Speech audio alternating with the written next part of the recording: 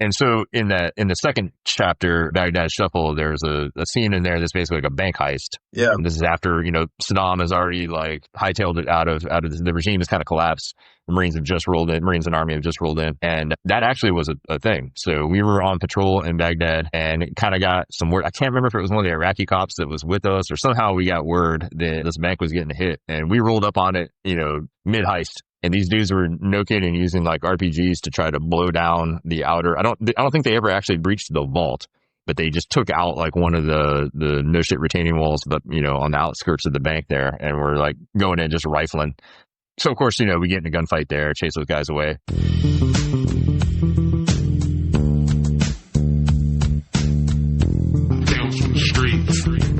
So we got Josh Bates on today, a former infantry officer, intel officer. I know Josh. I got to serve with him in 1-7 for the invasion, and I told him this before, and it's not for the podcast. Josh, by far, is one of the best officers I ever served with, one of the best Marines, and just an all-around awesome guy. We're going to be talking today about everything, coming into the Marines, moving into intel, all that stuff, and being a published author now, besides just being an all-around great guy.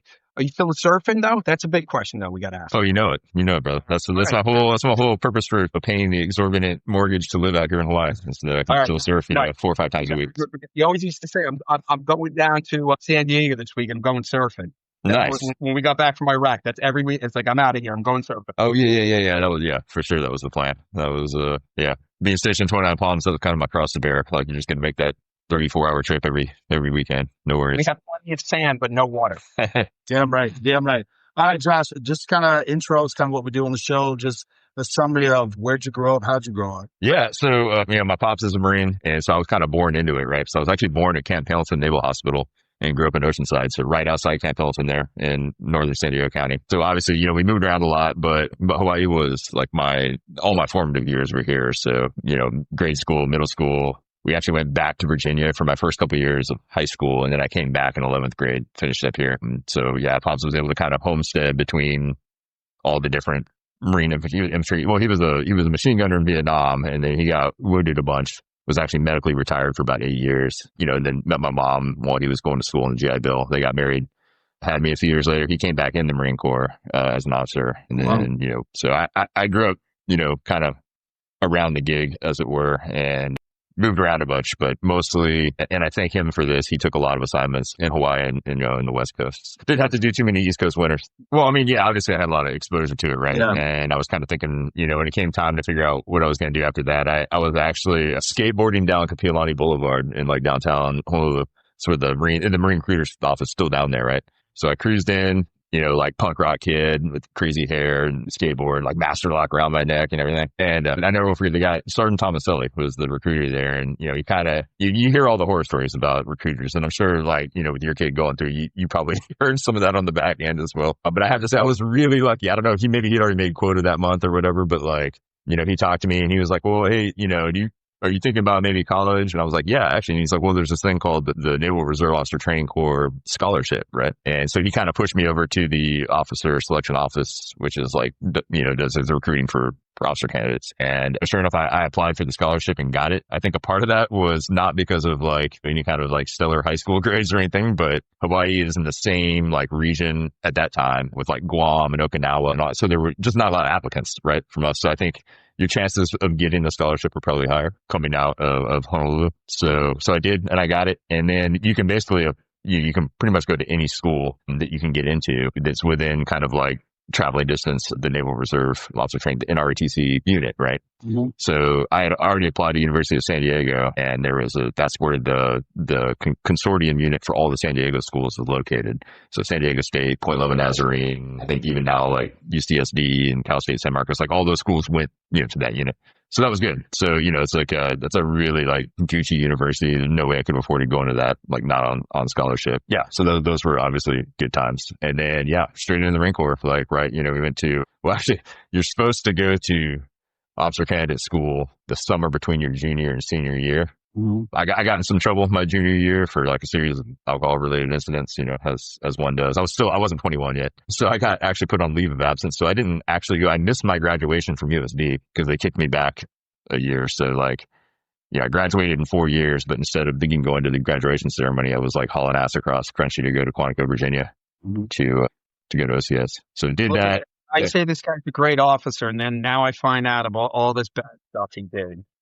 Well, it's all about being first, right? So I think I still hold the record for most midshipman review boards, because I think I had 3 of them while I was at USD without getting kicked out. So leave of absence, that stung, because I had to pay back that semester financially, which was not fun. But anyway, all that happened. So yeah, then on to the basic school, and then infantry was my first choice. I didn't even really know. My dad was an infantry guy. I didn't really know there was I knew there was other MOSs, but I just never really considered any of that stuff, like all the intel things and everything like that was just completely foreign to me at that point. I was like, yeah, you're either like infantry, artillery, tanks, or like some sort of pilot. Anything beyond that, like whatever, So yeah, got infantry, and I think Adam could probably attest to this. There's a lot of guys that say they want infantry going in until they've been in the field for a little while, and then that kind of thins the herd, right? And then it's like, well, maybe I will want to do this other gig for a while. And then especially because I was in a basic school company that had a bunch of prior enlisted Marines who were prior grunts, right? So these guys were like, sergeants, staff sergeants that had been somewhere between like 6 to 10 years in the infantry, and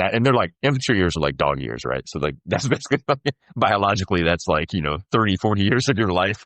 So they're all like physically busted up and everything. So I was like, I didn't have to compete as hard in that sense, because all those guys were like, no way, I'm going back to the grunts. So like, I'm just not doing it. A lot of the guys I went through were like old, like a lot of them were like staff NCOs, right? So they had been in the game a long time, and I just don't think their bodies like were. Yeah, a lot of them were like Desert Storm veterans and stuff. They had been, so they're guys who had done that, deployed. So they've been in it like a long time. Yeah, and I think that was just. Sorry. Oh, I'm sorry. They probably want pilots or something like that. That's what a lot of grunts. Yeah. A lot of them got the guaranteed aviation contract, so they didn't have to compete for their specialty. And yeah, a lot of them were pilots. Yeah, so I think that my SBC told me like, I think 3 months, maybe 2.5, 3 months into it. He's like, yeah, don't worry. He's like, you'll get infantry if that's what you want. Yeah. But anyway, so yeah, I did that. And then I went right to 1st Battalion 7th Marines. We did some, so I got there. I was literally on leave after infantry officer course before checking in on 17. That's when 9/11 happened. So I was actually out here in Hawaii hanging out surfing. 9/11 happened. It took me a while. I actually had to extend my leave because there was no flights. I couldn't get back to California to check in. But eventually did. And then, so all of 2001, the rest of that year, we were just like in the field, because I don't remember doing combined arms exercise. I think we did like 2 of those or so. I don't know. It was crazy. But like, you're just in the field the whole time. I should have had my mail delivered out to I had a house technically, but there was like, I was never there. Then early 2002, we deployed to Okinawa and did the whole unit deployment program thing, which is where you're training with all the other Northeast Asian militaries and stuff. Spent some time in Korea, in the DMZ, all that. Came back. But what was good about that is we had a really tight crew, right? So like we had already, like most of our battalion from like the kind of senior NCO ranks on up, were all on that unit deployment program together. So then we came back, everybody kind of been working together for about a year. So we were really cohesive and tight and whatnot. We lost a few guys that were senior because they had to rotate out to go different billets. And that's why we had some shortages down at the platoon level. And then that's how you got to come over, right?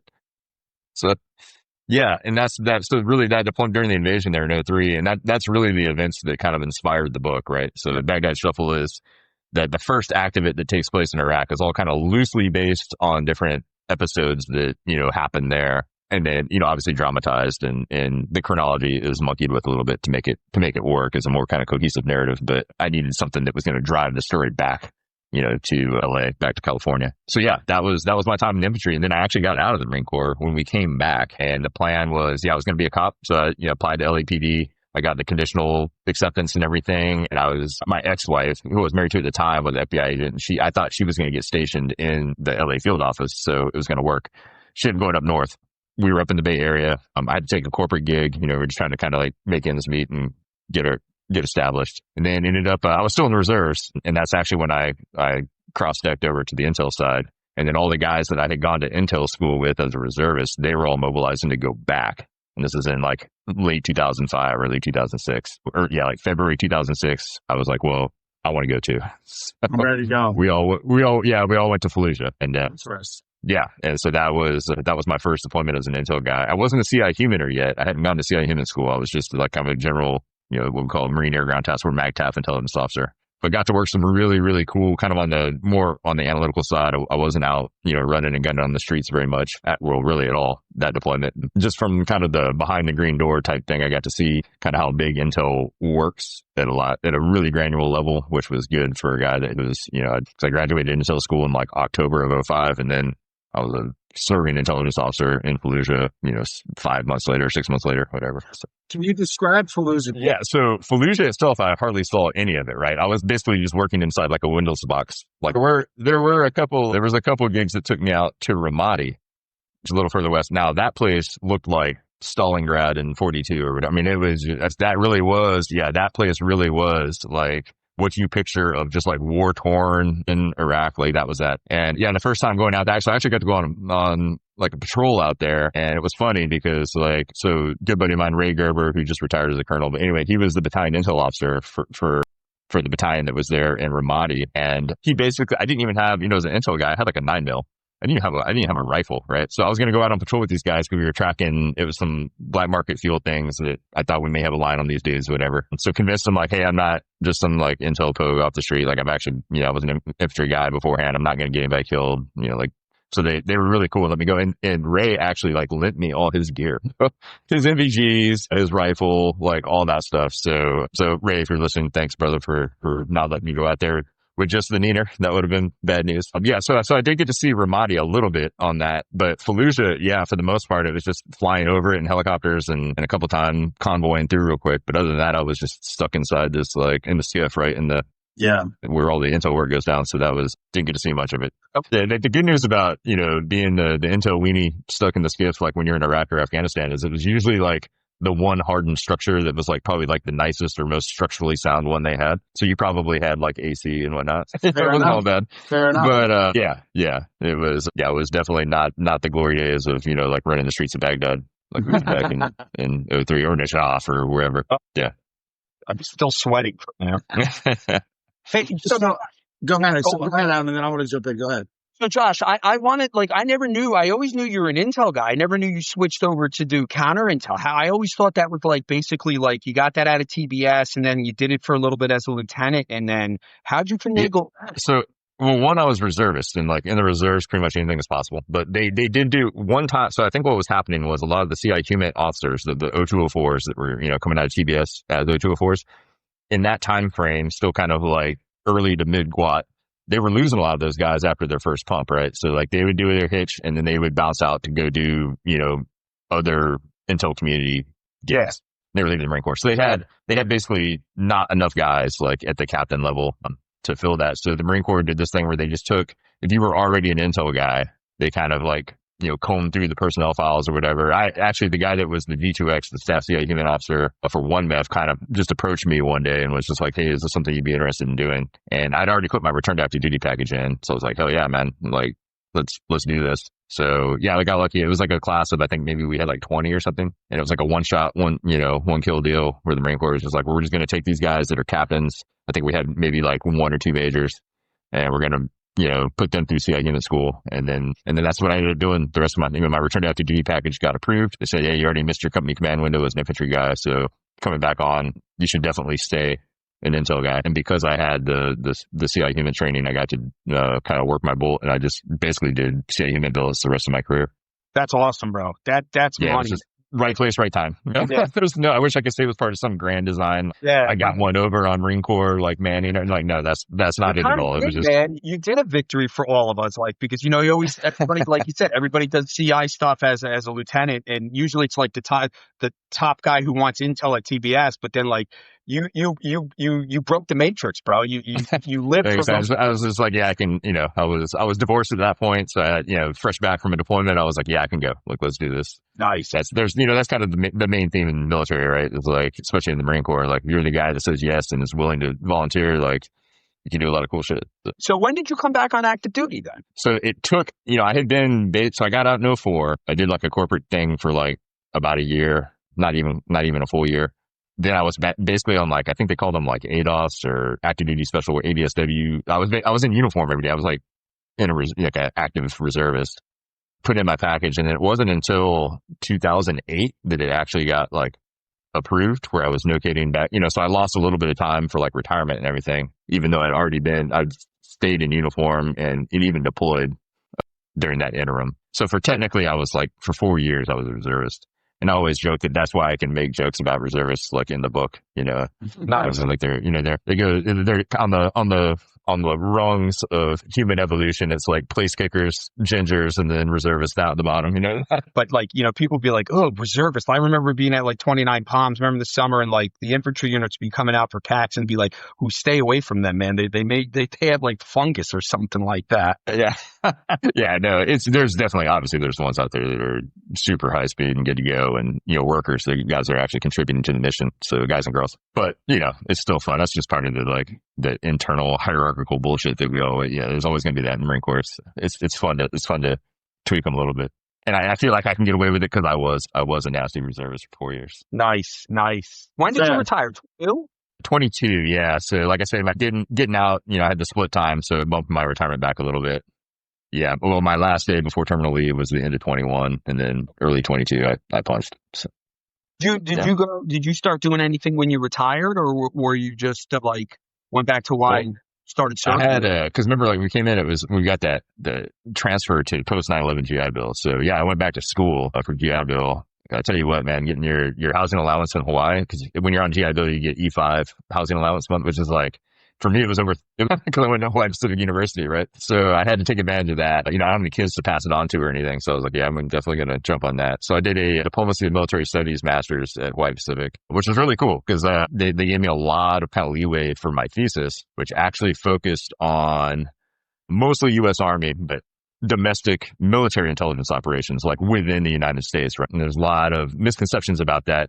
But especially, and it focused back on kind of like civil rights era and anti-war movement stuff. So it was basically 65 to 75 up until like the Church Pike IC reorganization, talking about how military intelligence worked with both not only the broader intel community, but also with like municipal and local police departments, sheriffs, etc., to basically conduct domestic intelligence. So, and a lot of people it was kind of like the topic du jour. I started that research right after January 6th. There was like a lot of interests at the time in the media. And so never got it actually published, but it's finished. It's out there. Right. But there's some really interesting episodes from that area. Like people don't realize like how invested and pervasive, especially the Army through USACE, through their intel command there, like how deep into the fabric of American social life Army intelligence was embedded back in those days and actively collecting on U.S. citizens, and surprisingly not always in violation of the existing laws and statutes. Everybody talks about posse comitatus and like how that but there's a lot of workarounds, and a lot of that legislation wasn't as tight as it is now. So there was a bunch of that stuff going on back then. That's pretty cool, man. That's so it was fun. I got to study that for a year and a half. Have you done what are you doing, like consulting now and stuff like that a little bit, or is it just? Well, right now I'm just doing pretty much just the writing thing. Yeah. So that's what I'm trying to make. Like I say, we were talking earlier, always marry up. So as my wife says, she's not quite the sugar mama, but she's like a Splenda mama. So that makes sense.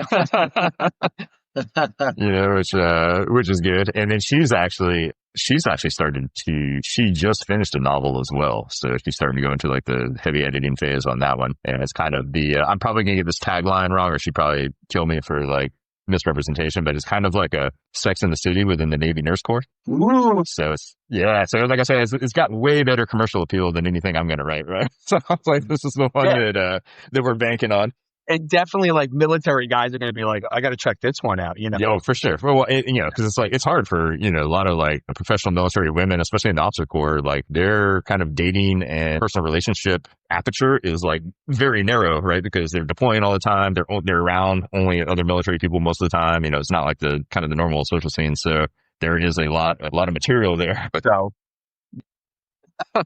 It was actually some funny stories, and probably, and looking back on it, thank God at that point, coming back from that first deployment, I was not hired to be police. And like, I had the absolute wrong mentality for it, right? Like it would have been bad news bears. I'd probably be in jail now or cause some sort of scandal. But anyway, so the LAPD one went pretty well. They gave me the conditional letter of acceptance, but like I said, that's when I ended up moving back up to Northern California.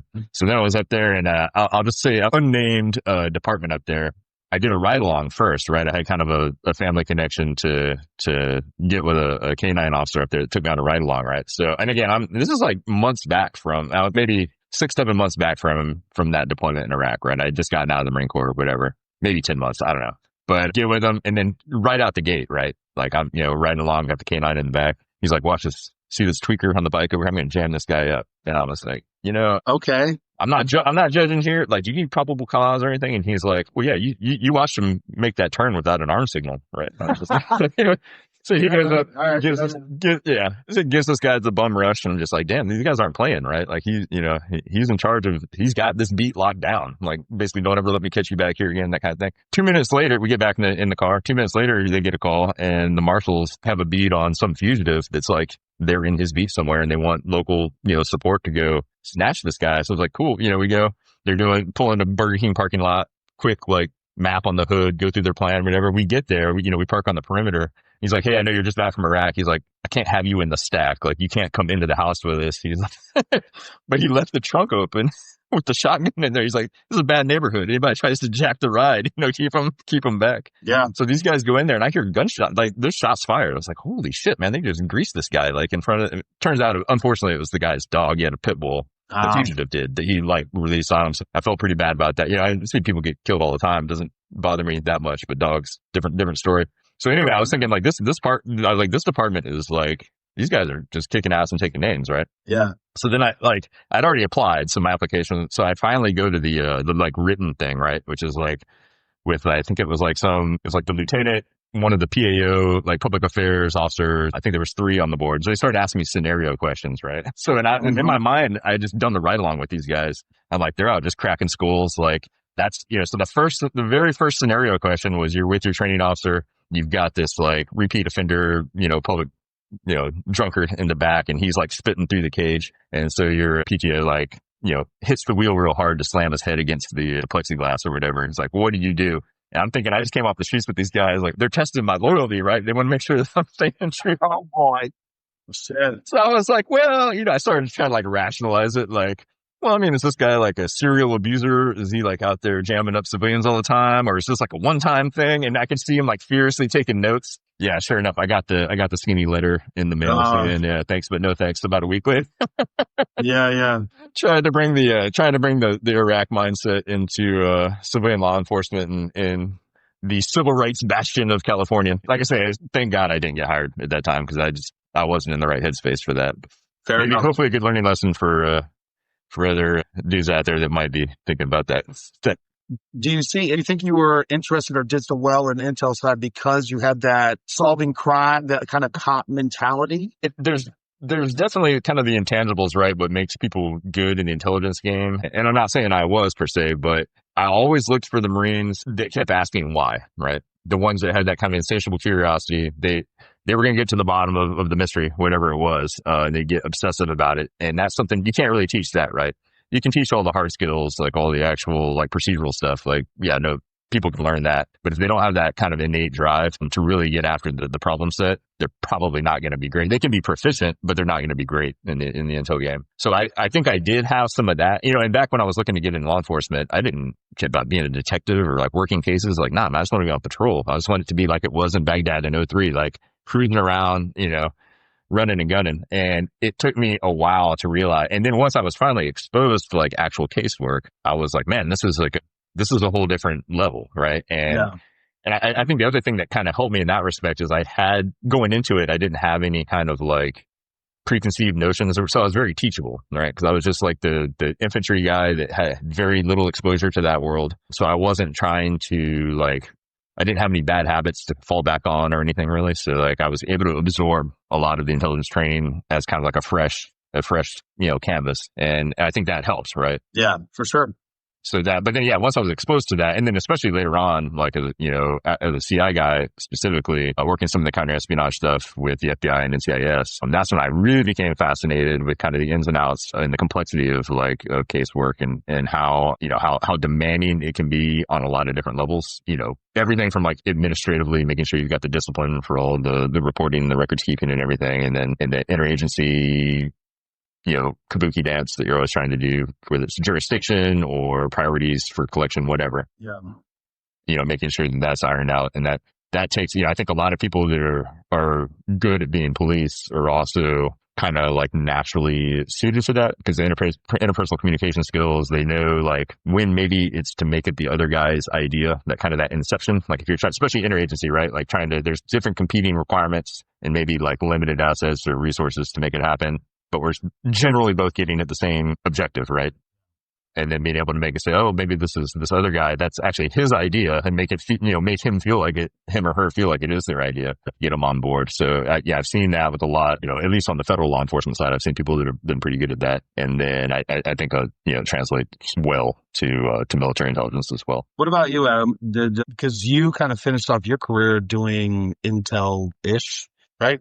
And then I see it from both ways, because it's like at the same time, leading USMC human guys too, is you got to make sure that like that administrative discipline is there, because you do have to feed. It's not just a cooperate to graduate type thing, right? Like you feed the machine, because that's going to create the baseline, which you can then later find the discrepancies, right? Like if you don't have that baseline, it's not stacked with all the paperwork, you're never going to be able to find those discrepancies and get cued into like what you need to track. So I used to always joke with them. I was like, well, back in the GDR days in East Germany, if like the Stasi could maintain like an active source network of like 1 million people on 3x5 index cards, you guys have all these computers and shit. Like there should be no excuse for you not to be able to be up to date on your contact reports or, whatever it is. But the funny part of that is like, switching over to the fiction side and trying to craft like a compelling narrative about that world. And there's just like no fun way for a reader to have to, there's this really exciting, meet between like a handler and their source or whatever. But then, you're not going to get into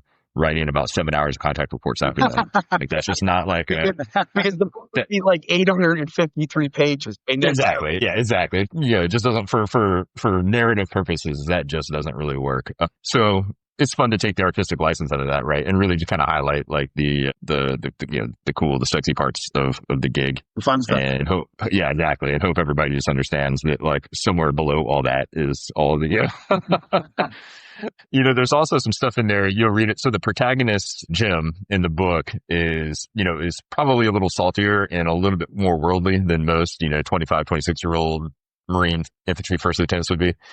So there's some parts there where he starts to get jammed up for some potential, criminal activity by NCS and FBI. And he plays hardball with them, right? And these are like the fact that he would know that it's not like a custodial interrogation, like he can just lawyer up or whatever. Like that was kind of shit. At that age, I would have had no idea.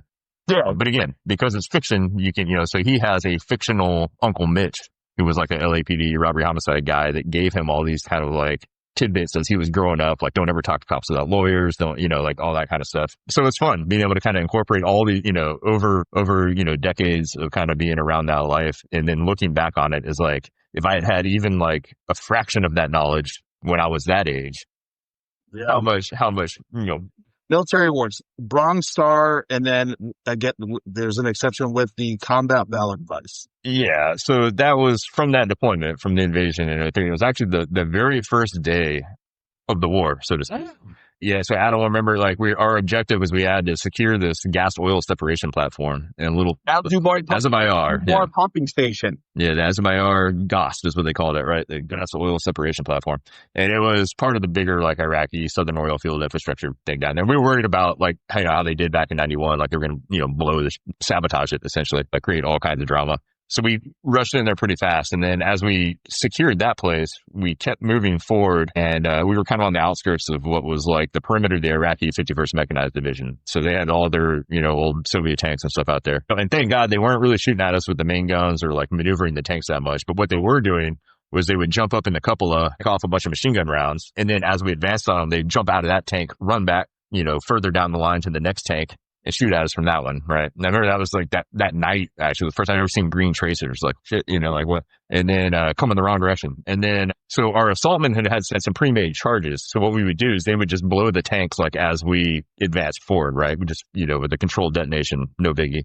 Then we got into like a little bit more built up areas, some apartment complexes, got ambushed by some rifle and RPG fire. And then they were out of charges, and it was like not a safe place to start engaging with like tow missiles and stuff, with the anti-armor missiles that we had, just because of all the civilians around. So I had the Marines cover me and just ran up and dropped some frag grenades down the tank, down the commander's hatch there to just destroy the tank from the inside, right? So to be inoperable, or at least I hoped it would be. And again, that was captured on CNN, kind of filmed some of that. I think honestly, that's why. I mean, it wasn't like I was going hand to hand with dudes like with Iraqi tankers, like, prying open the commander's hatch with them. And it was just to make sure that like we didn't want to bypass those tanks and then have them come back and start shooting into the rear of our formation with the machine guns. But yeah, so that, and then there was a couple other like minor incidents after that they kind of wrapped up into the awards presentation. So, well, two things. So one, I gave Pops like a Iraqi flag that we pulled from the Ba'athist headquarters right outside of Al-Bayar, and I put that map underneath it, and we have it mounted. It's in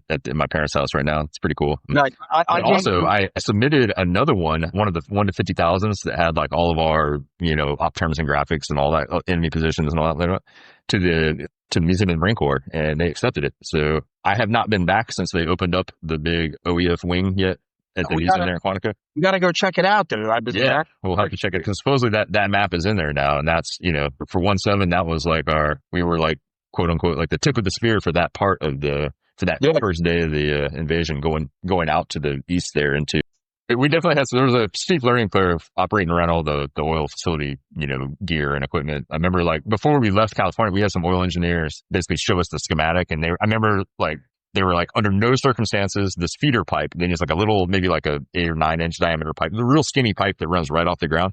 They're like, that's the one thing you absolutely don't want to shoot, right? So like, whatever you do.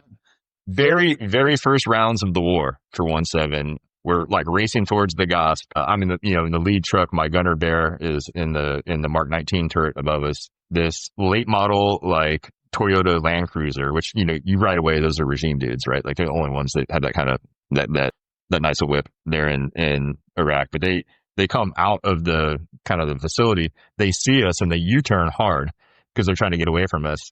So Bear dumps a bunch of 40 Mike into the back window of that SUV, and no shit, one of the rounds like impacted the back bumper, skipped hard right, and what does it hit?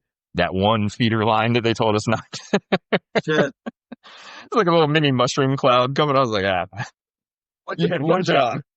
Do you remember the Harriers were supposed to do a flyby the morning of, and if the flame wasn't going, like that's burning off the excess chemicals, we weren't supposed to go because there could be like dangerous chemicals. They were going to sabotage. I remember we get there and we attack and there's no flame, and I remember Tom LaCroix's like, he goes, well, I guess the Harriers didn't feel like calling us and telling us anything, Yeah, I don't know. I don't honestly, I don't remember if the flame was visible or not. Like if it was still going, I think it was turned off. Yeah, it wasn't going. It was cold, right? Because we went anyway. I mean, it was quite much. We had nothing else to do that day. Yeah, that was good times, man. Good times. Yeah, the glory days for sure. Yeah. Now we're just sitting in basements, reliving our. Yeah, but Josh, we're lucky, like you always say, like because we need. We had very little casualties with the battalion and stuff like that. So, I mean, we lucked out. Absolutely. Absolutely. And just the timing of it, right? And like, being a platoon commander, being a cap platoon, combined arms anti-tank platoon commander for the invasion in 2003, that was like the best job in the Marine Corps. It was unreal. Like, I'm you definitely had by far the best job. Anybody that had a cap platoon, which is Tyler, which is like the Humvees that has Mark 1950 cals and the Bravos, the tow systems, by far, like, because that was like a legit conventional war. Like, I mean, target rich environment, T-62s, T-72s, T-55s everywhere, BMPs, that's you lived the dream perfectly with that one, Yeah, it was great. I mean, we were actually shooting dudes that were like in uniform, it was like, operating way out in front of the battalion. A lot of times, like, I mean, we're doing HF shots, trying to basically stay in comms with them. So very little adult supervision, just kind of out and about. Yeah, and it was, the Marines they definitely were getting some. Stacking buddies. It was you and Jimmy Birchfield, but mostly after I wanted to. Right? Jimmy D was he was cat blue, I was cat red. So I remember that. You'd hear Josh, and then I remember the saying, do you remember because my 3-4, my old unit, Josh came up with the saying, he goes, oh, it looks like this area was 3-4. But they just went. Those guys, they killed between 3-4 and that detachment from 1st Tanks that was with them. Those dudes killed more Iraqis than cancer. Like, it was out of control. I will never forget going up because Ryan Murata, our 81's platoon commander, was out of ones rounds or getting low or something. So I went up to 3-4. We're doing a passage of lines right south of Baghdad. And of course they were completely Winchester. They'd already I fired like all their mortar rounds. Yeah. And I remember seeing this tank right by like where the battalion commander was. And I never will forget the tank was called Blackula, which I thought was hilarious. And it no shit had like gore, That's awesome. like dripping off the front, like blood and guts and shit, like dripping off the front, like glacial plate of the tank. Cause they had just rolled through this little, I think it was Diala or like one of those little suburbs down there with that company of tanks that was with 3-4. And they had just absolutely fucked those guys. It was just like bodies all over the street. And like, it was gnarly. Using 3-4 as the verb, like, so Rich Barclay, our buddy from, he became the 3-4 battalion commander a couple years back. So it was funny when he took command of that, and he still stays in touch with Colonel McCoy too, but like, we're always joking with him. Be like, yeah, man, just like statute of limitations. Like it's, your friend, I guess. Like, right? Yeah. But I remember Josh on the radio one time. He's on battalion TAC. He's like, and I think it was Colonel Collin or I don't know if it was the OPSO. And he's like, hey, what's the situation up there? And he just, Josh come over and goes, yeah, it looks like this area was 3-4. And that's it. Everybody knew what happened.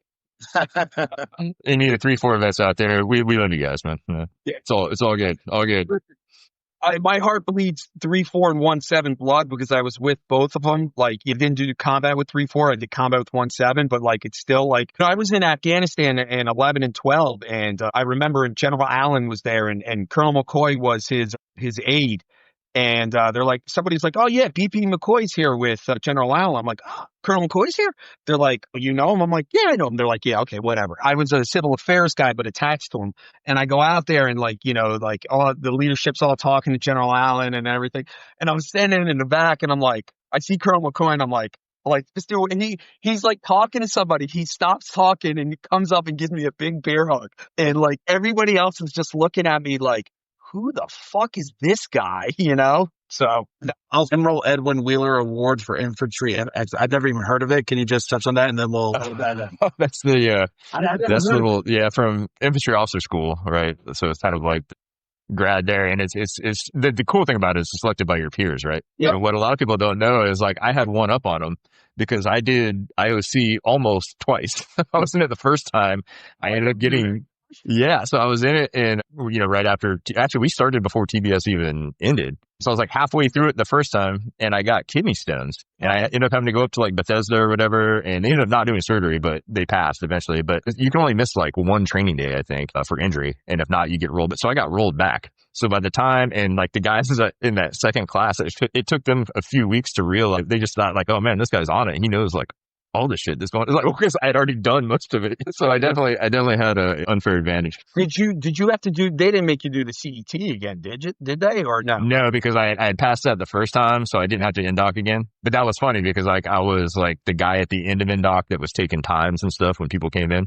And so like all the guys that ended up being my classmates in my second IOC iteration thought I was like one of the instructors or whatever. And I was like, nah, man, I'm going to school with you guys.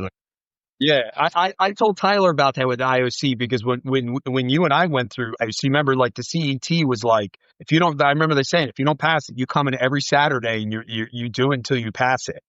And I was never a 300 PFTer, but I remember I'm like, there's no fucking way I'm coming in on a Saturday to take this thingy. And I passed it, and I never looked back at it, bro. Yep. Yeah, that was a happy day. I passed it the first time, and it was like, one of those 35 degrees and raining day, and it was like, man, I'm stoked that I'm not doing that again. IOC was probably is a miserable course. I went through, I got a broken rib from the House of Pain and then ground fighting, and I never told the instructors and everything. My buddies looked out for me. Oh, nice.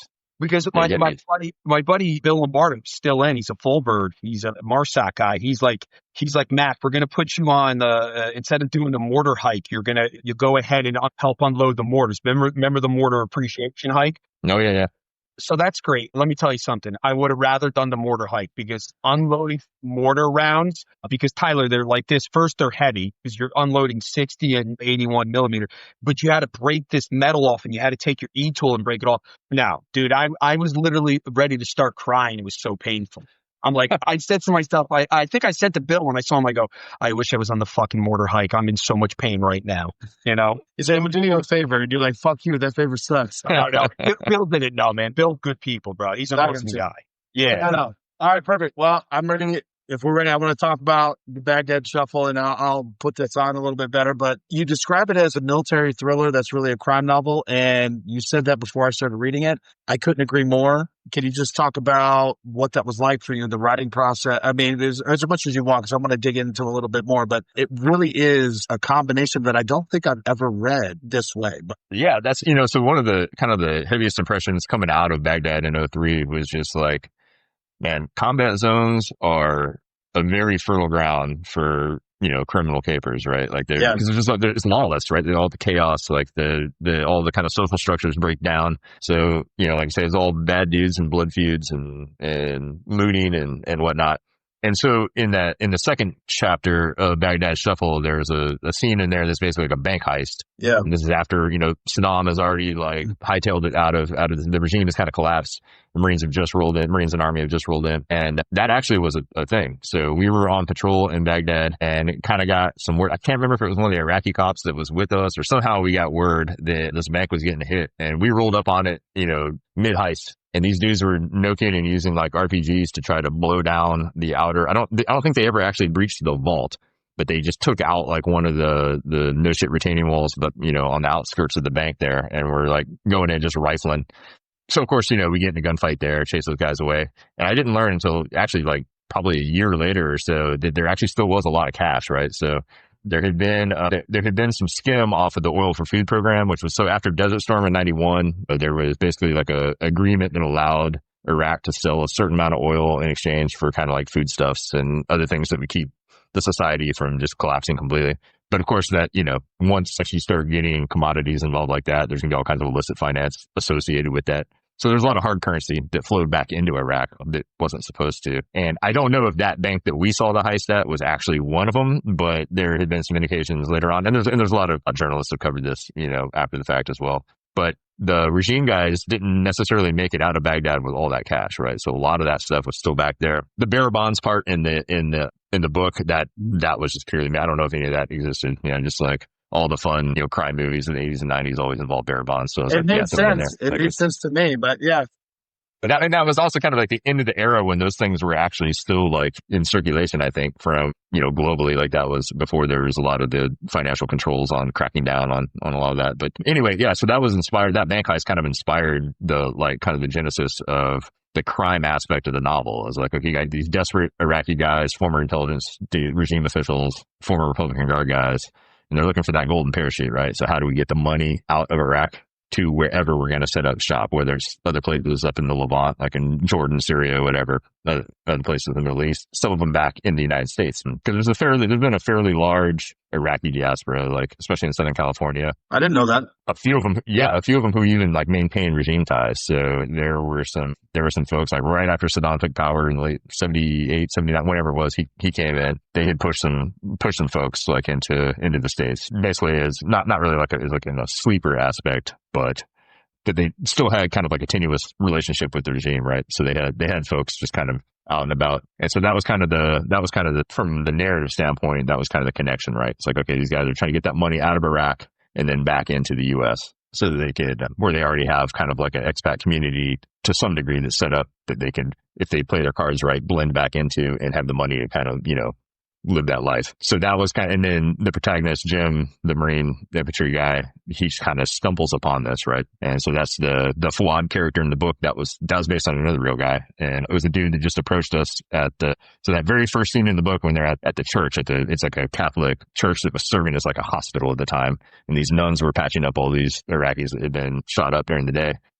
This car came in with two guys and the nuns wouldn't treat them. And so we knew right away, like, okay, that's these guys are bad news. If the nuns aren't they're going to literally deny the medical care and they're going to just die right here on the doorstep of the church. Like these dudes are definitely mixed up with some bad stuff. And then this guy, the Fawad character, like the dude in real life just appeared and he's like, hey, I know a hospital. Could follow me. We'll get them take care of, blah, blah.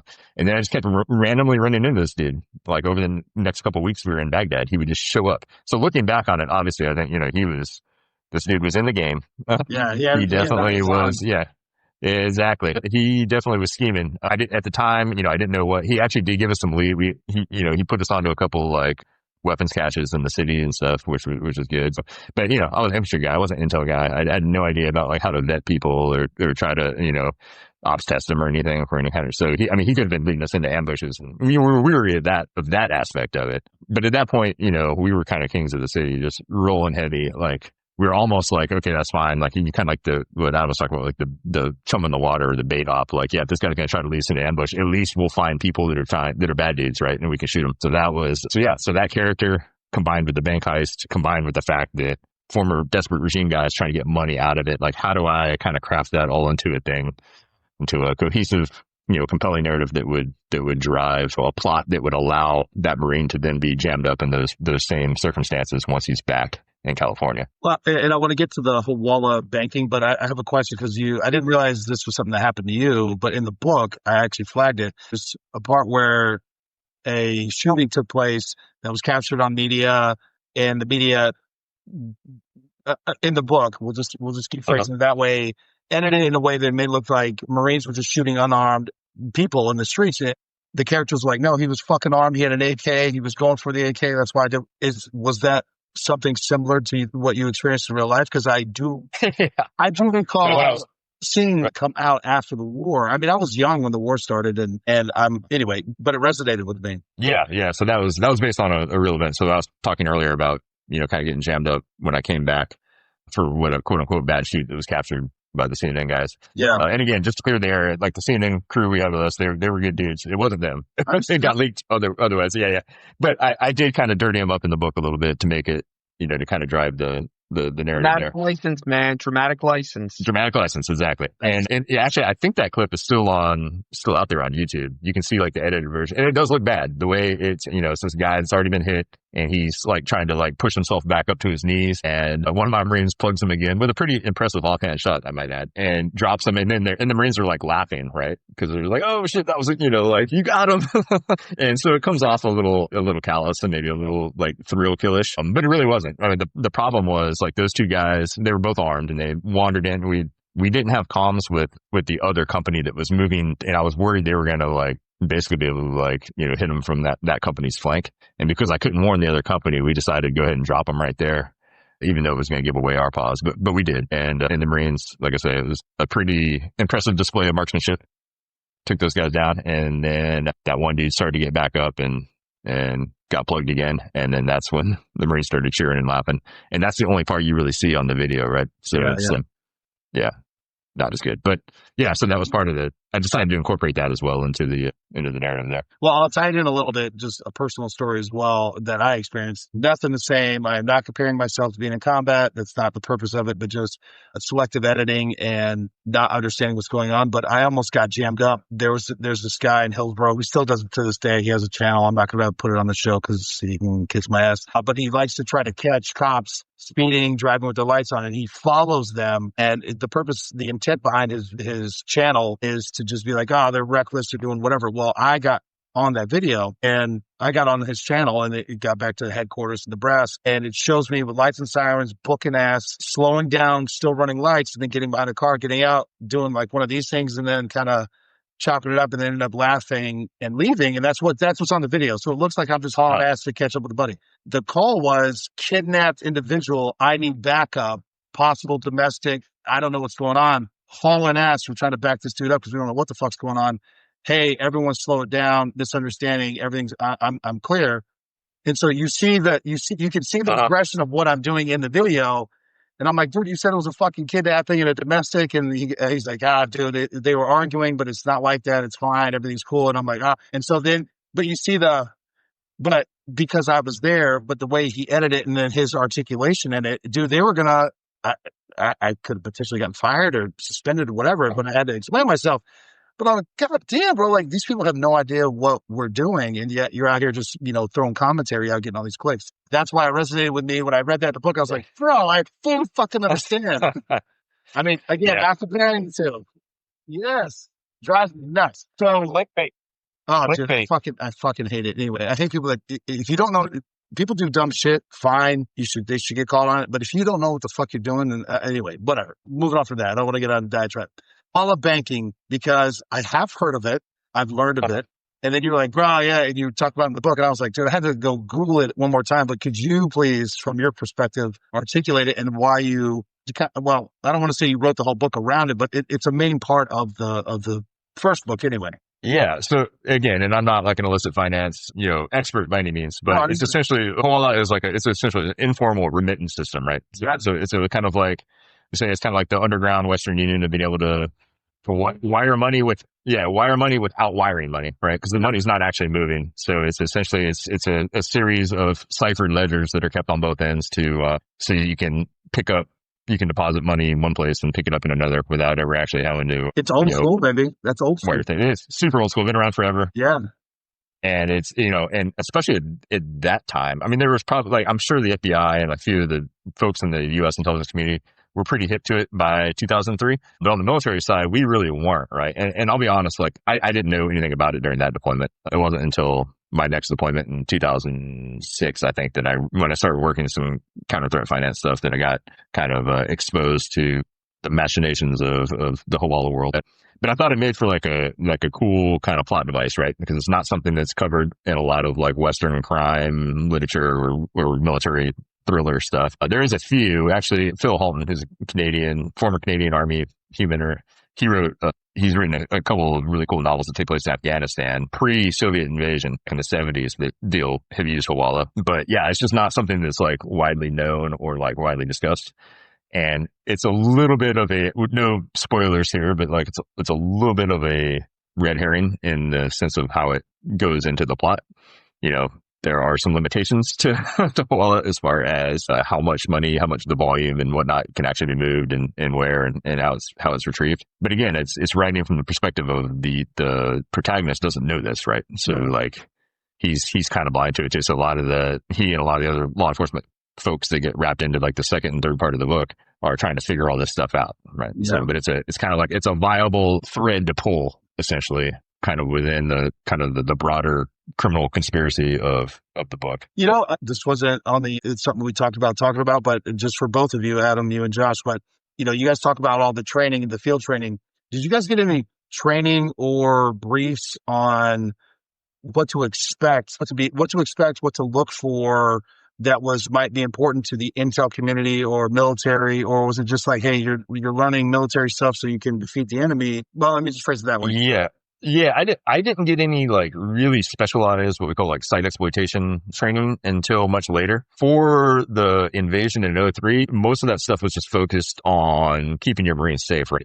So searching for booby traps and that kind of stuff. Well, I didn't have a good sense as an infantry guy of hey, these are the kind of things that the intel folks can really drill down on and things that are worth collecting, right?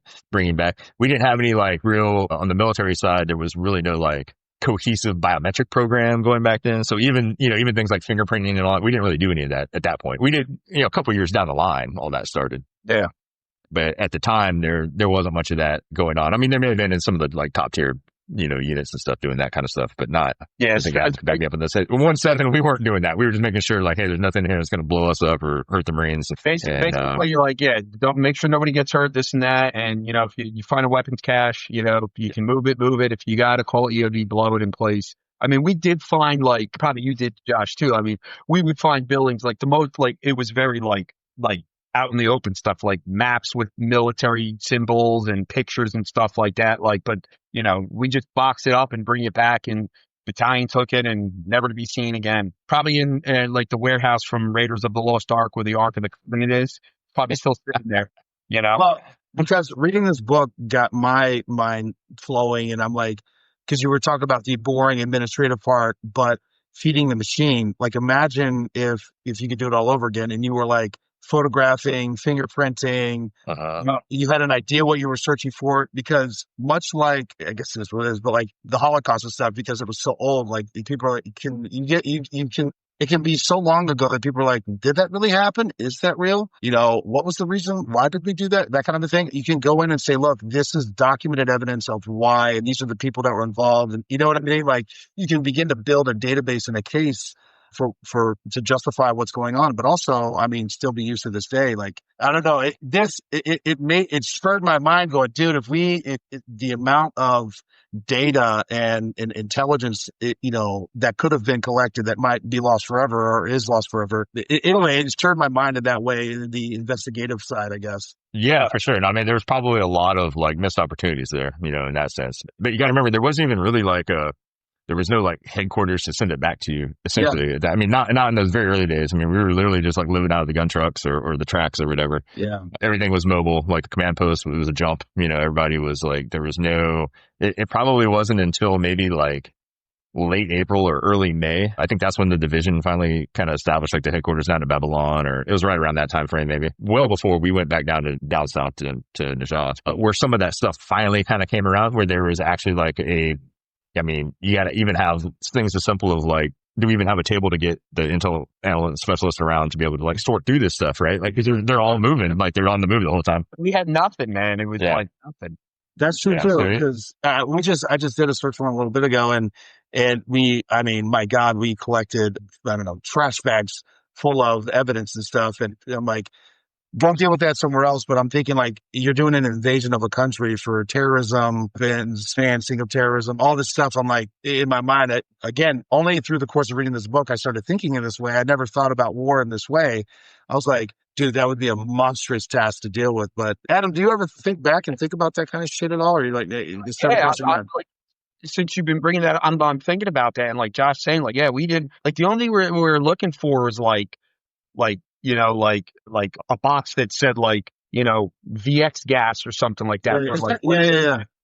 Like that. Like I'm thinking back now, like, we never thought to like look at like financial stuff, or like Josh, like think like we never thought like, like no one ever told us, like when we were out on patrols or something like that, if you guys come across like oil stations, like, mark it on the map, take pictures and see if it can be rebuilt for like what it would like, so we can get people out there for, getting the government back up. Nah, man, it was like Josh, correct me if I'm wrong. Like we went in, it was like, we're going to fight. We're going to like get them to surrender. If not, we're just going to like destroy the Iraqi army and get rid of the regime. But like, you can see, and like, I don't know about you, Josh, but like, like it took a couple of years, you realize it, like, you're like, man, maybe we shouldn't have had de-Baathified and dissolved the Iraqi army and stuff like that. We should have like, maybe like, okay, bro, we got the country. Let's take a step back right now and be like, let's see what the infrastructure is. Let's get these army guys in like a holding camp, or like, hey, turn in your weapon and go home, and, we're going to get a roster. But like, nobody really knew what they wanted. It was kind of like, nobody really knew what they wanted. Like the military, like, I would say now it's better at that, but I don't know. But like, it's like, okay, we're like, it's not like we had to like, our mission was to go in and topple the Saddam regime. After that, it was like just freestyling. Okay. Yeah. That's it. And freestyling. And, like try not to let people shoot each other. Like, that was like, out of control. Josh, do you remember like the looting in like a couple days after we got to Baghdad? Like those 2 days. Oh yeah, no, big time. Yeah, Tyler, we were getting like running gun battles with these guys that were like, revenge killings, looting, like all that was on the table. Like the purge. I tell people that the looting in Baghdad, Iraq in 2003 puts the people from the 92 LA riots to shame, what they do. These people, I'm telling you, and I understand like why they did it. They had nothing. They were oppressed by the regime, but they took like the light switches, the sockets out, everything, man. Yeah. Logistically, their ability to like strip mine and just like, just the scale of the looting from a logistics standpoint was mind boggling. Like it was kind of impressive in that sense. Yeah. Like, I mean, you were like, oh, someone's like, go check out the Ministry of Water. You get there and it was a concrete building with nothing. Like no light switches. Like maybe there was a wire hanging out. The doors were gone. Like, I'm like, holy shit, dude. Josh, I don't know if you ever did it, but remember we had a pull security at that ASP down in Jeff. Oh yeah. Right? Yeah. I remember that one well. It was this massive, it was like this massive ammo supply point, Tyler, where like the Iraqi army, like there, but there was a fence around it. There was, because they took all the chain link fence off of it, miles of it. Wow. It was gone. And we would catch them looting, like, but they weren't taking like, this is 2000, this is like April, May, June 2003 timeframe. Insurgency was like maybe like a bubble in the pan, and we would catch them. They weren't taking tank shells and stuff. No, but they were like these buildings. They were like taking the metal out of them to use for their houses and stuff like that. They didn't care about like tank rounds and rockets and shit like that. They wanted the wood boxes that the tank rounds came in for, like firewood and shit. Yeah, it was wild. For sure. Yeah, it was the Wild West, and I brought it up to you, Tyler, and Josh can second this. It was the Wild West. Like, we were operating out there with not a lot of like really clear mission. And this is not negative on anybody in the Marine Corps, or this is more like the civilian leadership and the State Department. We weren't really operating on a clear mission, what the hell we're supposed to be doing. But, the discipline of the Marines was like, everybody got up and did their job every day. They're like, all right, we're going on patrol. The guys bitched and moaned, because if they're not bitching, then they're definitely not grunts. But they did their job. Yeah. Guys would be like, hey, sir, what are we doing? I'm like, I don't know. We're going on patrol. We're going to make sure we're going to find some weapons and do stuff like that. Well, what happens after that? I'm like, we'll come back. And I didn't want to say like, your guess is as good as fucking mom. Yeah. Yeah, we're going to go on patrol, and if anybody shoots at us, we're going to shoot them, and then we're going to try to keep them kill each other. I go, listen, if somebody shoots, and I'm thinking in my head, and I'm not thinking it negatively. I'm like, all right, please let somebody shoot at these guys, so these guys need to get some more trigger time in, and so they're happy, and they're not like, like sweating because the generator doesn't work, and the AC goes out every 13 seconds, Yeah. So. Fair enough. Yeah, like even, from just a procedural standpoint, talking about like some of the missed opportunities. I remember there was this little village down south in Najaf. We called it Vietnam because it looked like Vietnam had like, date palms and stuff. It was right along the river. And we were trying to basically kind of do like a low-key census there. So we were trying to develop what would be the equivalent, I guess, in police of like a FI card, for these guys down. We didn't even have like a digital camera to do that with, right? Like of course, there was no national identification. The people dumped all that by then. So even for this small little village of like 30, 40 people, just trying to do FI cards on people so that we could track like when they were in the area and stuff. Like, we didn't even have like the rudimentary tools to even do something like that. So yeah. And Josh, remember, like, we couldn't even, like, a lot of the translators we had were like, it's not that they couldn't be trusted, but they definitely had, like, some of them had ulterior motives for being there. Like I'm talking about the ones from the United States, like, because they were like, because they were getting paid. I can only imagine, man. They were getting like Blackwater money back then, if not more. But like, you couldn't get Josh, do you remember? Be like, hey, ask this guy here where so and so is. It would be like a 35-minute conversation. Like, what's going on? He goes, no, he doesn't know him. I go, oh, what the fuck else did you go? Yeah. I think we had the entire population of Dearborn, Michigan out there with us for a little while. Yeah. They were like, it was all the Shia dudes that had left like after Desert Storm, right? They were coming back, and like, yeah, I mean, I don't know for sure, but I imagine, they probably had some scores to settle while they were there. But yeah, it was interesting times for sure. Just the sheer, I try to talk to like guys that deployed even like the next year. I mean, we used to go on, like, me and Jimmy Birchfield and stuff. We would go out in like a Datsun in like half civilian gear, like this old pickup like a Datsun pickup that we'd gotten off the lookup. No, not even radio comms with battalion, and going like, way outside Najaf, maybe over to like Al Kufa or like other areas down south to go snatch guys when we were doing like these hits on these little, and like, no comms, no word about IEDs, like none of that, right? It was a completely different world until about like late 2003, early 2004. That whole kind of environment had completely changed where like you weren't doing that. So it truly was the Wild West at that point.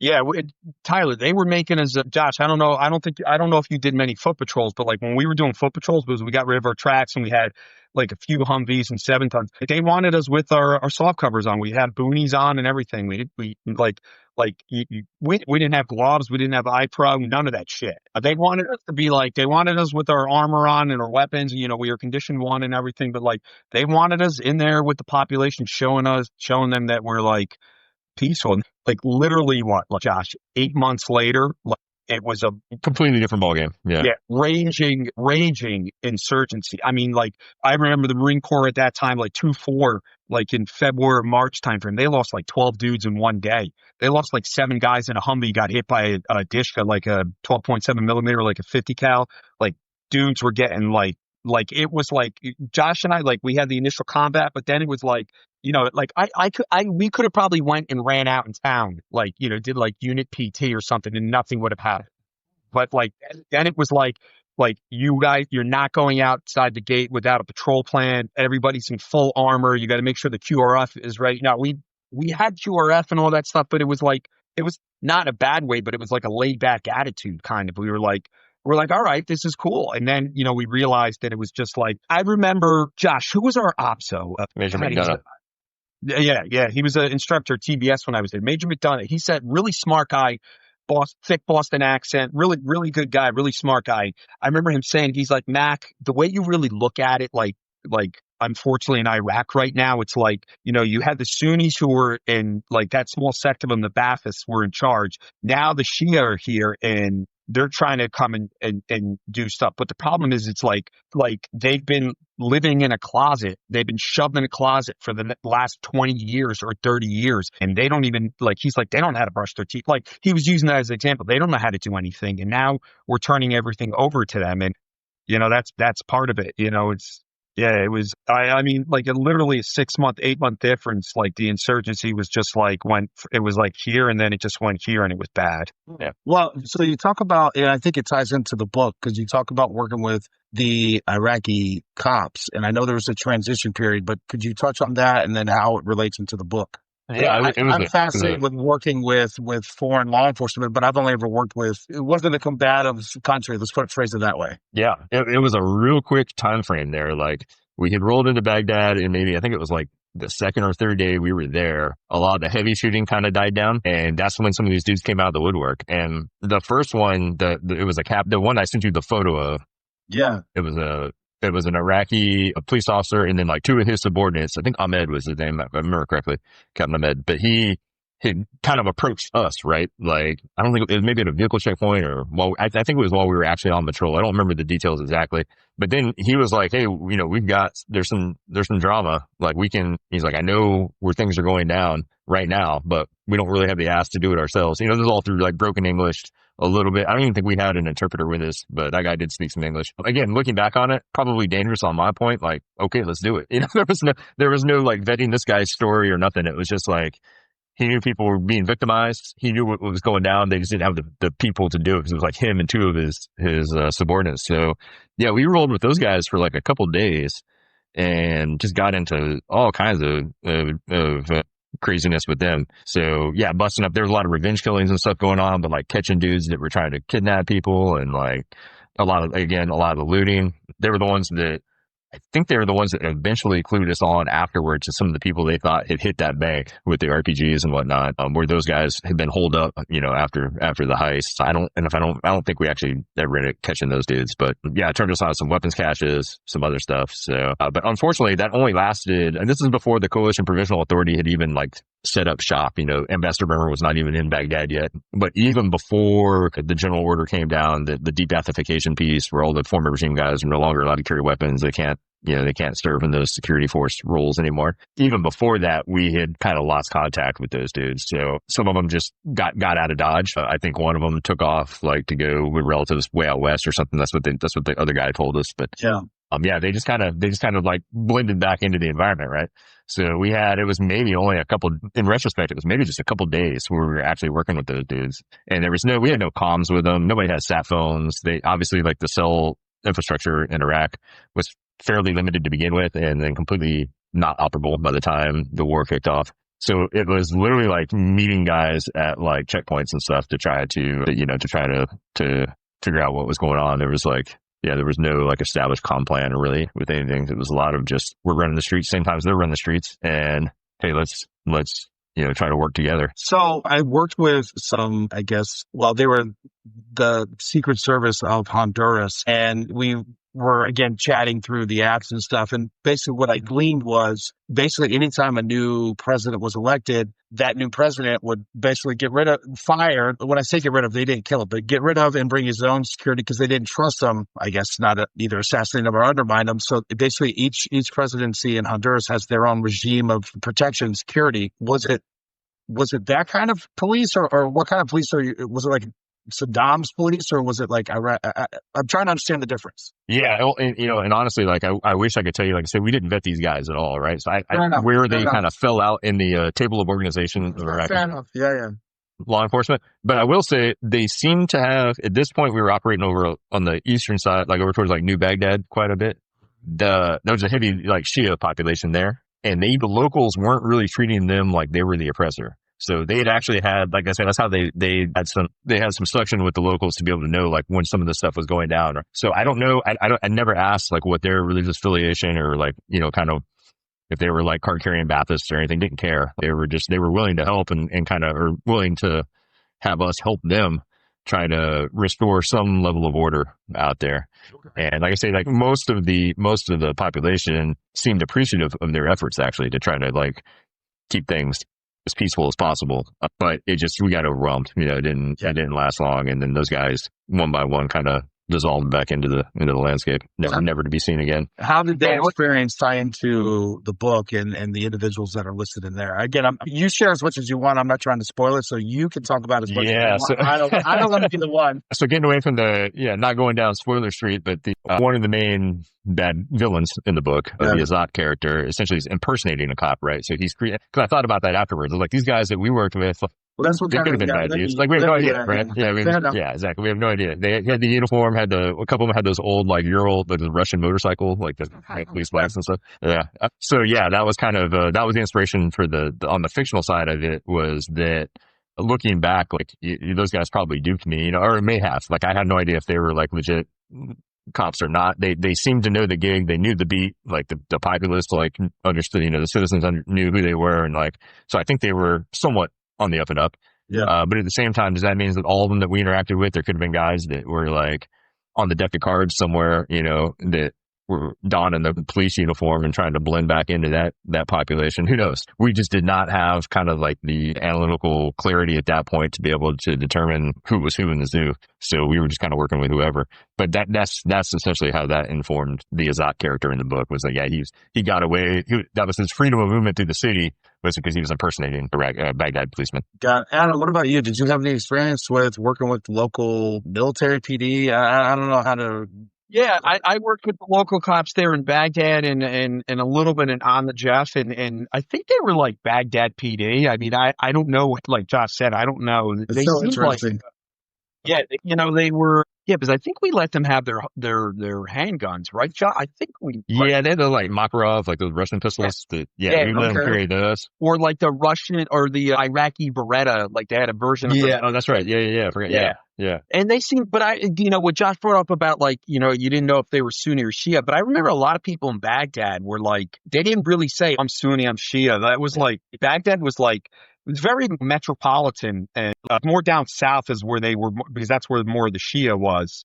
But I remember I asked one of our translators, he's like, well, what does it matter if I'm Shia or Sunni? He goes, I'm Iraqi. That's all that matters. And I remember it was positive, like, this is pretty cool. But then the sectarian violence just filled from that. Yeah. I remember being shocked at how cosmopolitan Baghdad was. Like, yeah.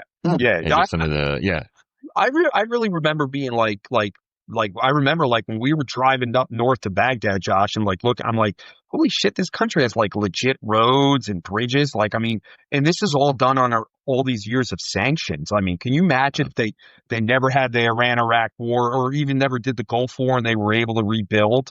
Like, Iraq was like kind of like a shit hot country in the Middle East, man. In all honesty, there was a lot of things that surprised me. I remember in Baghdad there was a guitar center. I mean, I think it was like a black market one, but it had like the same like font and everything. Our air officer went and bought like an acoustic guitar. This like guitar center in Baghdad.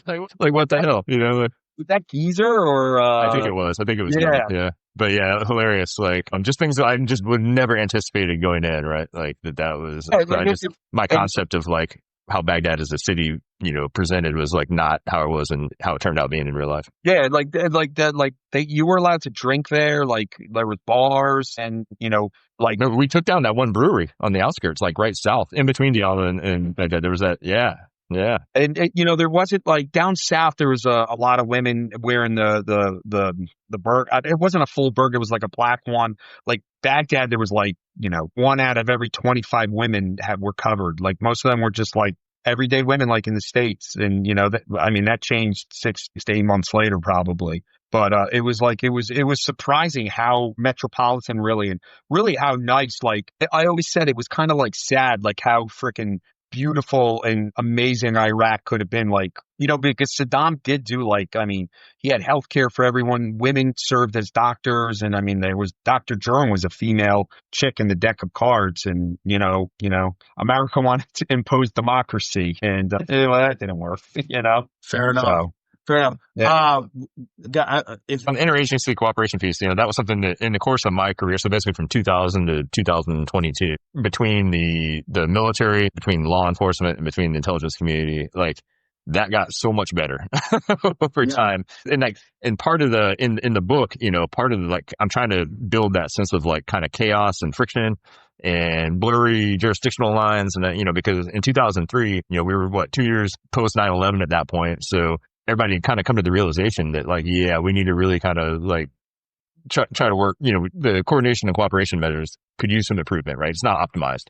So things were, like, in play to make that better. But by 2003, that had not really happened, right? And I mean, especially being, just being an infantry guy down on the street level, really had no idea, like, how kind of how the Death Star worked, behind us, like, in the, how it was going down. But then seeing how those things tied out later on, and by my last combat deployment in 2012 and 13 in Afghanistan, I mean, it was pretty amazing, the level of coordination and transparency that we had with CIA, FBI, with the League out there, Treasury. In fact, in 2006, we worked a program with Treasury based on, that was my first deployment as an intel guy, kind of an analytical role, but there was a lot of heavy fuel oil being basically smuggled out of Iraq from the Beijing oil refinery to a bunch of kind of organized criminal gangs in the Levant, like in Jordan and Syria and stuff. And then a lot of that money that they were selling it for was coming back to finance weapons, for the insurgency, for AQI and all those guys. So we worked at Treasury on that. I didn't even, in 2003, I wouldn't even know Treasury had, like, analysts. I didn't know that was, like, even a thing that so just the learning curve was, like, really fast. But then, I think a lot of we were talking earlier about, like, in 2003, not knowing how to do site exploitation, not knowing from, like, either an investigative or forensic standpoint, like, what people would be interested in or what we should collect. But then before, on my next deployment, we had a very intensive site exploitation period of instruction from the FBI, where they actually came down to Camp Pendleton and, like, trained us up on that. So that those kind of things, like the actual, like, the repetition of, like, hard skills and really kind of habituating it into your standard operating procedure, that got so much better over time. But 2003 was still the very, very kind of front edge of that wave, right? So, like, that's one of the themes I wanted to try to get across in the book, was, like, kind of how chaotic and disjointed and like I said, we're just kind of freestyling at some points, right? There's a lot of people just trying to take personal initiative to make things happen, but not really knowing how the machine worked, up at the national level. Perfect. And moving on to just kind of love-hate thing with Marines, it's hilarious because, like, coming up, like, I've known so many Marines in the Marine Corps, like, hate the cops, right? Just like, fuck those guys. They get to go home to their bed every night, and they're jamming me up when I'm on libo for stupid shit, for drinking underage or some bullshit. But then those same dudes, like, a lot of them, when they get out, they want to become cops because they get it, right? It's a similar kind of, it's all kind of part of the same game. I think a lot of that, kind of like a lot of the fraternity and a lot of the kind of the vibe from the Marine Corps, that can translate to law enforcement. So it makes sense that they want to do that. And then just the personality types too, right? They want to go defend and protect the weak from bullies and whatnot, or they're just looking for, they're just looking for action. There's a lot of that out there. So yeah, some of my best FTOs, mentors, whatever, were former Marines that got into law enforcement, and they had that kind of what you're talking about. It's like, listen, man, not everybody needs to go to jail. Not everybody needs to have handcuffs. It was almost like it's okay to have a little dirt under your fingernails type mentality. You got to assess the situation before you make that decision. And so when we discussed it, I was like, I guess it does make sense, because on the other hand, Marines are notorious for getting into some shit one way or the other, whatever it is. And something I've been talking to my son about much more frequently now, but I thought that was a funny point. I mean, Adam, you were a Marine that turned cop. I mean, what's your thoughts on that? It's like Josh said, like, I never was like, I hate the cops and everything. Like, everybody bitch. But the one thing, and I think Josh, like, Josh, you get the guys that like they're guys that were Marines and they like the fucking cops, this and that. I got a fucking speeding ticket or this and that. And they're taking away my rights and everything like that. And I said, I think I told you this title. I'm like, I go, whoa, you joined the Marine Corps, the strictest of all the service branches, and you're bitching about this. Like, this is where you had to have a haircut every week, even though the Marine Corps order is once per pay period, which is every 2 weeks. But in the grunts, no, if you didn't have a fresh haircut on Monday, you're getting your fucking ass chewed. Those things always amazed me. And I think like Josh definitely talking about like interagency and site exploitation. I remember going to Afghanistan in 11 and 12 and they had the law enforcement professionals. They had in the infantry units, and it was more for to build a case against people, but they would give units like these site exploitation bags, and they were awesome. Like I wanted to steal one and bring it home, but like I would have gotten in trouble. Like had GPSs, digital cameras, all this stuff for like doing crime scene out in the field. And I remember too that they had the intel section like pushed down at the battalion level.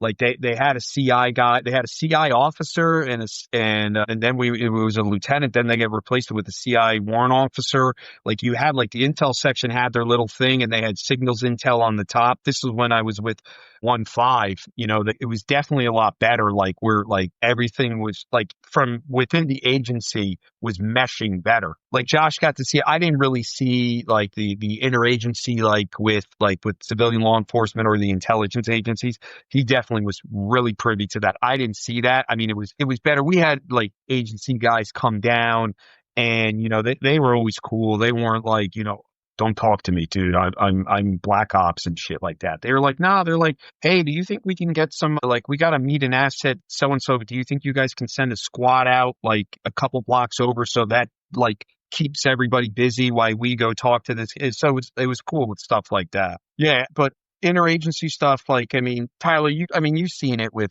law enforcement too. It's like some agencies we work really good together with, and some are just like don't want to play with others and stuff like that. You saw that as a local cop, as I did too.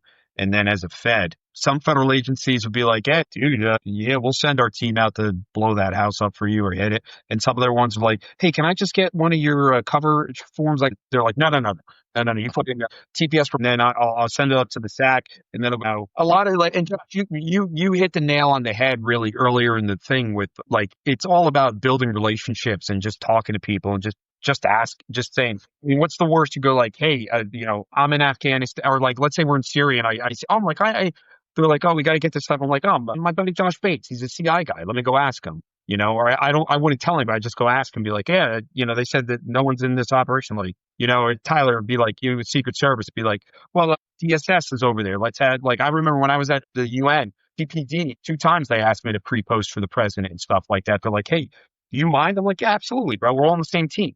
Yeah, Yeah, Josh, you mentioned talking about infantry to intel, and it's reminiscent of being like a patrol street cop. There's bigger agencies that have, like, New York has intel guys and all this other stuff, but like, and then going to the Fed side where you kind of like, hey, I've chased the bad guys, I've busted my knees, I've kicked in doors.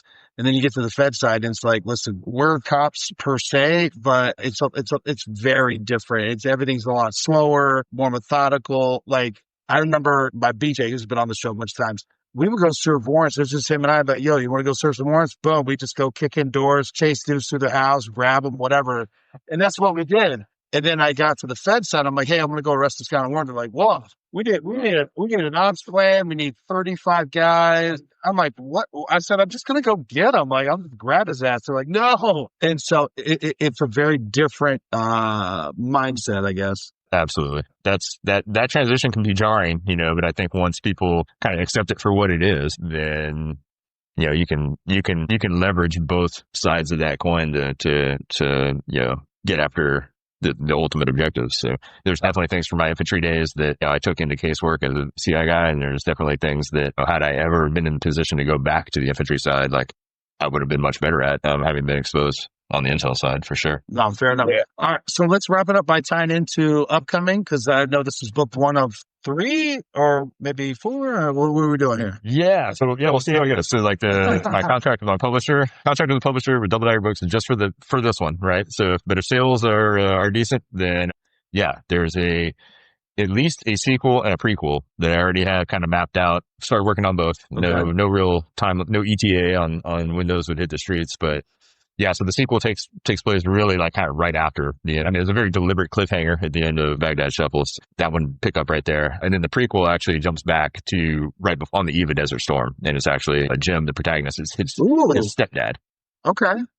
And that's another one. I just think that for a lot of like fiction writers out there, I would love to see more on the military thriller side or the spy espionage genre. There's not a lot about Desert Storm, right? There's not too many books that are set in that era, but there was some really interesting things that went down, especially in the lead up to that conflict. So that's kind of my call to arms for the other, fiction writers out there. There's a lot of good stuff to be mined there. Perfect. Hold on. I got one question for Josh. I'm texting away. Sure. I got to go get our neighbor's dog. He doesn't have ADHD, guys. He does not. Not at all. Never did. Josh, this is a question so how long did it take you to write the book? Like when you decided I'm going to write a book to like a manuscript. Yeah. So this one for Baghdad Shuffle, because I've been kind of, chewing on the ideas and the themes of that book for a long time. And I kind of had a good idea like what the plot structure was going to look like. It took me under 100 days from the first day I sat at the computer till I sent a draft to the publisher. Holy.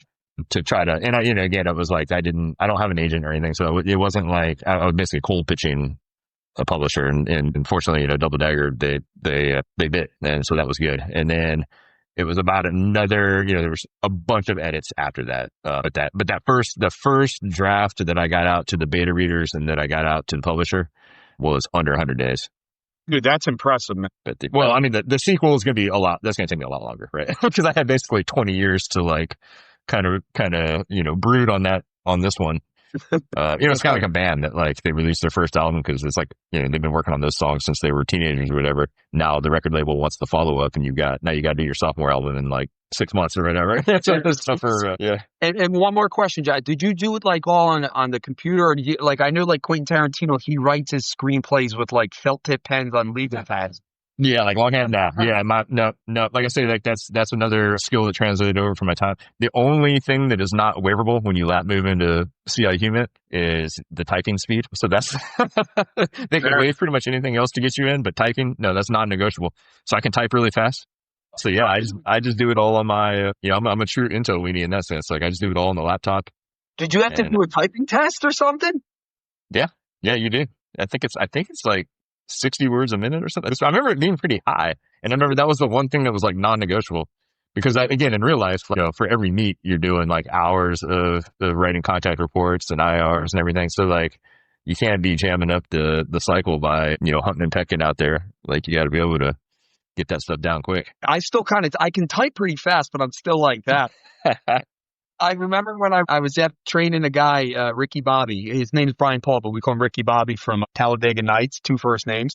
But I'm typing up a report with him. He's like, dude, you type like that? I'm like, Ricky, when I went to school, they were still using typewriters. I didn't take typing. I taught myself to type. He was like just amazed that I was like that. But I mean, he's like, you're pretty fast, but it's just, I'm so funny. Just watch. Yeah, typing was mandatory. And again, it was on the typewriter or maybe an electric like word processor thing back in high school days. But I'm glad I took that class because it's paid off for sure. Dude, how do you think you got into the CI then? Exactly. That was the thing. Yeah. And just so you know, thing makes you, well, Josh, actually, you tell me, but it makes you feel like you pulled your heart and soul into something. You did like 110,000 words and you're feeling really good. And they're like, hey, this is a good start. And then they just destroy you. And you're like, oh, my pride. Definitely got to have the alligator skin going in. That's for sure. Buddy. Yeah. I can't wait to read it, Josh. I'll probably start this weekend, man. And listen, this is the only thing I ask of you. For every book that comes out, I'll buy the copy, but I want a signed copy from you for every one so I can have a collection, Sounds good, brother. Yeah, right. All right, guys. I appreciate you. All right. Good talking to you, Josh. Thanks for having me on. Thanks, guys. All right. Later, Tyler. Bye, guys. Bye-bye. Later, guys.